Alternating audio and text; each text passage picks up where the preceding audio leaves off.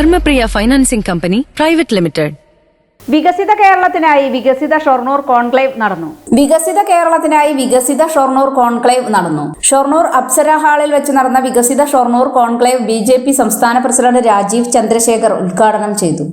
മാറി മാറി നമ്മളെല്ലാവരും കണ്ടതാണ്, നമ്മളെല്ലാവരും എക്സ്പീരിയൻസിലാണ്. നമ്മുടെ നാട്ടിൽ ഒരു CPM ഭരണം, അത് മറ്റേ വശത്തൊരു കോൺഗ്രസ് ഭരണം, LDF UDF ആയിട്ടാണ് നമ്മൾ മനസ്സിലാക്കുന്നത്. പക്ഷെ ശരിക്കും നോക്കിയാൽ ഇന്ന് 27 സ്റ്റേറ്റിലും 8 യൂണിയൻ ടെറിട്ടറീസിലും ഒരു അലയൻസിന്റെ ഭാഗമാണ് കോൺഗ്രസും CPM. അത് ഇന്ത്യ അലയൻസ് ആണ്.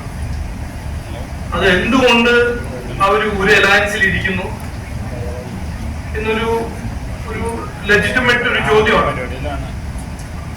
അതിന്റെ മറുപടി അല്ലെങ്കിൽ ഉത്തരം, ഈ രണ്ട് മുന്നണികൾ ഐഡിയോളജിക്കലി ഒരു വ്യത്യാസമില്ല.